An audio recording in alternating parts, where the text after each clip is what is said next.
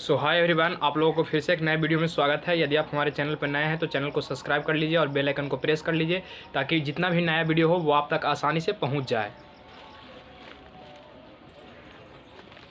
आज हम लोग देखने वाले हैं क्लास 9th का फिजिक्स। ठीक है, अभी हम जस्ट पहले एक वीडियो में देखे थे क्लास 10th का फिजिक्स। क्लास 9th का भी इस पर पढ़ाई हो रहा है, तो आप लोग हड़बड़ाएं ना, दिल थाम के बैठें और क्लास 9th का फिजिक्स का एंजॉय लें जो क्लास 9th में पढ़ते हैं।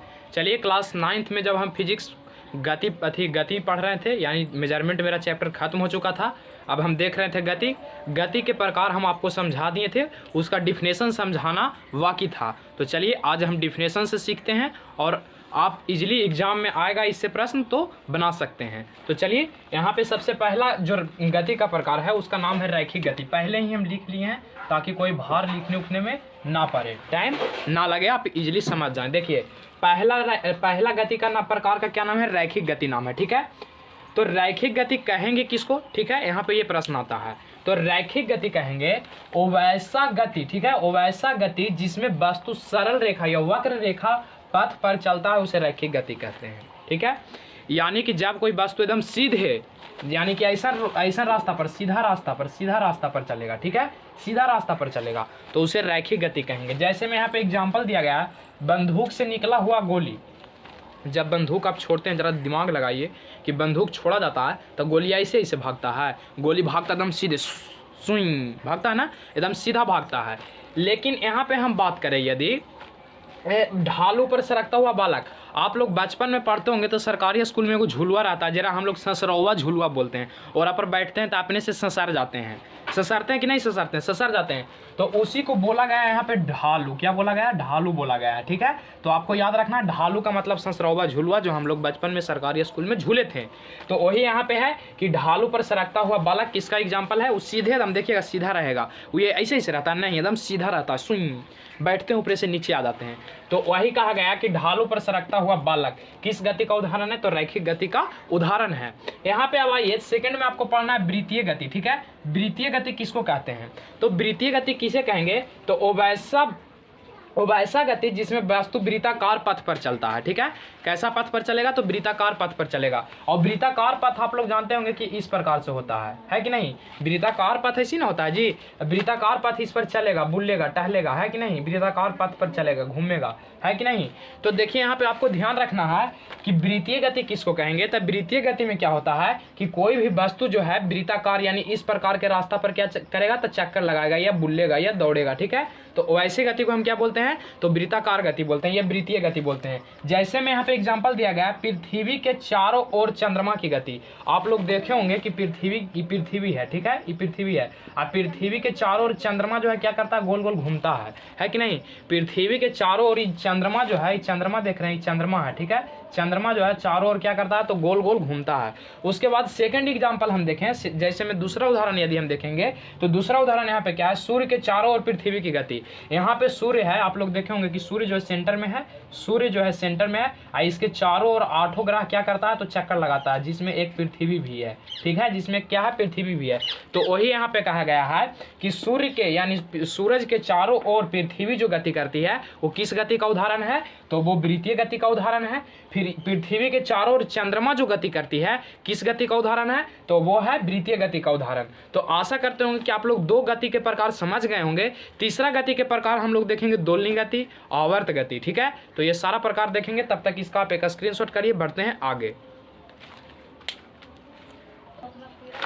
चलिए, अब हम लोग देखेंगे यहाँ गति के तीसरा प्रकार। ठीक है, तीसरा प्रकार में क्या बोला गया? दोलनी गति, यानी तीसरा जो इसका प्रकार है गति का, उसका नाम है दोलनी गति।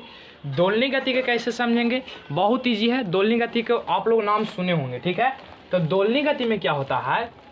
देखिए, आप ध्यान से समझिए। दोलनी गति में क्या होता है कि एक बिंदु पर, ठीक है, एक बिंदु पर वो बंधल रहेगा। ठीक है, एक बिंदु पर वो क्या रहेगा?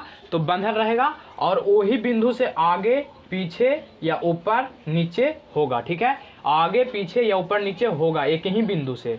जैसे में आप यहाँ पे इसको डिफिनेशन पहले समझ लीजिए। यहाँ पे डिफिनेशन आप चलिए, तो यहाँ पे देखेंगे हम कि दोलनी गति कहेंगे किसको, है कि नहीं। तो देखिए यहाँ पे दोलनी गति समझिए, तो कहा गया है कि इस गति में वस्तु एक निश्चित बिंदु से, यानी कोई एक निश्चित बिंदु होगा, ठीक है, एक निश्चित बिंदु से क्या होगा, तो आगे पीछे तथा ऊपर नीचे होगा, ठीक है, आगे पीछे या ऊपर नीचे क्या करेगा, तो वो गति करेगा, ठीक है। तो जैसे में यहाँ पे हम क्या लिए, तो झूला की गति, ठीक है। तो झूला की आप लोग झूला झूले होंगे, यानी झुलुआ जिसको हम लोग ठेठ भाषा में बोलते हैं, तो झुलुआ आप झूले होंगे, तो उसमें क्या होता है कि एक जगह बैठ जाते हैं और कहीं बंधा हुआ रहता है, और उससे हम क्या होते हैं, तो आगे पीछे होते हैं कि नहीं होते हैं। दूसरा गति पेंडुलम की गति आप लोग यहाँ पे देख रहे हैं। जैसे में आप लोग देखे होंगे घड़ी इस प्रकार के लगा हुआ रहता है, तो घड़ी में क्या होता है, तो घड़ी में होता है नीचे इस प्रकार से पेंडुलम लटका हुआ, ये आगे पीछे होता है। तो पेंडुलम की जो गति होगा दोलनी गति के अंतर्गत आएगा। यानी हम दोलनी गति को सीधे आप माइंड में बैठा लीजिए कि गति को क्या करेगा, एक निश्चित समय पर जैसे समय पर ना कुछ मान लीजिए एने रुके पहले गया तो कुछ ना कुछ समय लिया, फिर आगे आया था कुछ ना कुछ समय लिया, फिर पीछे गया था कुछ ना कुछ समय लिया, तो यानी कुछ ना कुछ समय लेगा, ठीक है। तो उसे ही कौन गति कहेंगे, दोलनी गति कहेंगे। दोलनी गति में जैसे में क्या कहें, झूला की गति, पेंडुलम की गति, ठीक है। पेंडुलम घड़ी में लगा हुआ रहता है।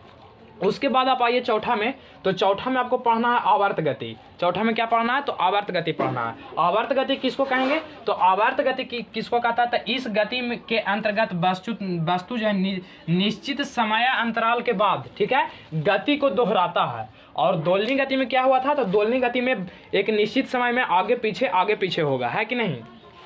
और यहाँ पे क्या हम आवर्त गति में क्या बताएं, तो इस गति के अंतर्गत वस्तु निश्चित समय अंतराल में गति को दोहराएगी। जैसे आप लोग घर में देखे होंगे सिलाई मशीन को हम लगातार नहीं चलाते हैं, कुछ देर रोकते हैं, उसके बाद फिर चलाते हैं, सिया जाता है तो फिर रोकते हैं, फिर चलाते हैं। सिलाई मशीन जिसको घर में होगा वो जानते होंगे। तो सिलाई मशीन का गति किसके अंतर्गत होगा, तो आवर्त गति के अंतर्गत होगा। फिर पेंडुलम की गति, पेंडुलम भी कुछ ना कुछ आगे पीछे जाने में समय लेता है, यानी एक निश्चित समय पर ही क्या करता है, तो आता जाता आगे पीछे होता है। तो उसको हम क्या कौन सा गति के अंतर्गत रखेंगे, यानी पेंडुलम की जो गति होगा किस गति के अंतर्गत होगा, तो वो पेंडुलम वाली जो सुई होता है उसका किस गति के अंतर्गत होगा, आवर्त गति के अंतर्गत होगा। यहाँ तक आवर्त गति भी आप समझ गए होंगे, दोलनी गति भी समझ गए होंगे, ठीक है। तो आज के लिए अब अगला टॉपिक जो आएगा आपका, इसमें लगता है एक या दो गति और बच गया है, उसको हम समझा देते हैं आपको। उसके बाद जो हम मिलेंगे गति के प्रकार समझिए आज खत्म हो जाएगा इस वीडियो में। तो आप लोग बने रहिए इस वीडियो में, उसके बाद हम सारा चीज़ आपको बताएंगे, ठीक है। यहाँ पे अब बच गया दो प्रकार इसका और है, एक यादृच्छ गति और एक होगा घूर्णन गति। तो दोनों गति हम लोग देख लेते हैं, फिर कल से विस्थापन, उसके बाद देखेंगे दूरी, सारा चीज़ देखेंगे। तो चलिए इसका एक स्क्रीनशॉट आप करिए। चलिए अब यहाँ पे हम देखेंगे दो प्रकार आपका और गति के बच रहा था, वो उसको आप समझ लेते हैं। उसके बाद गति का जो प्रकार है वो क्या हो जाएगा, तो फिनिश हो जाएगा। देखिए यहाँ पे आप आइए यादृच्छ गति। यादृच्छ गति समझने से पहले आपको हम एक एग्जाम्पल समझाते हैं।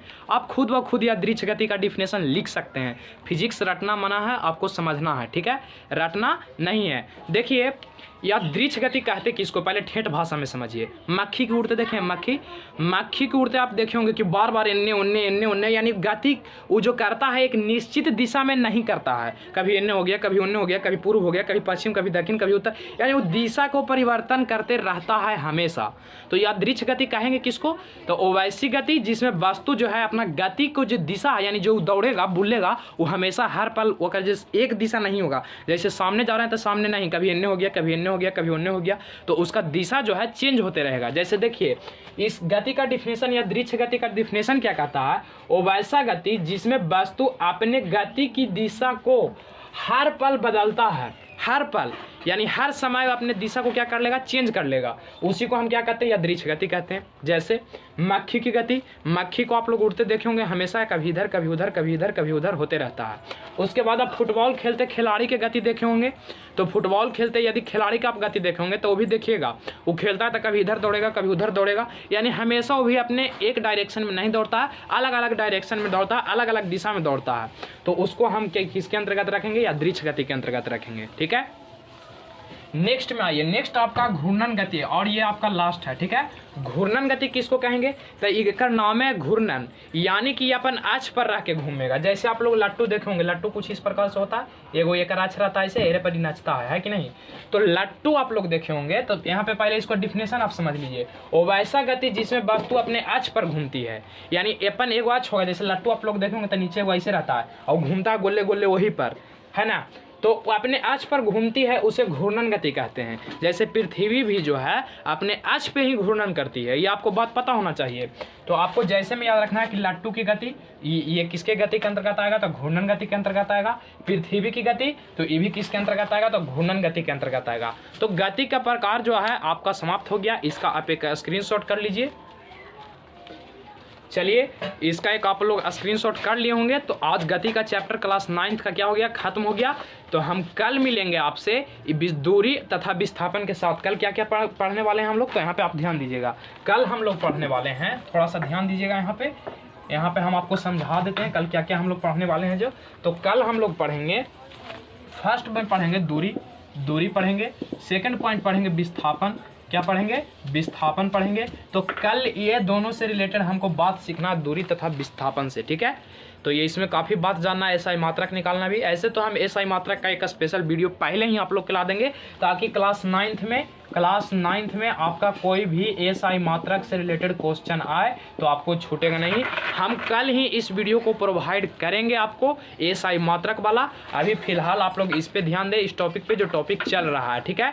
तो हम एसआई मात्रक का वीडियो आपको जस्ट हो सकता है तो बिहान आपको एसआई मात्रक वाला वीडियो मिल जाएगा, जिसमें आपको टोटली एसआई मात्रक क्लास 9th में जितना पढ़ना है सारा के सारा चीज़ आपको क्या होगा, तो प्रोवाइड कराया जाएगा। तो आज के लिए बस इतना ही, मिलते हैं क्लास 9th वालों से नेक्स्ट वीडियो में।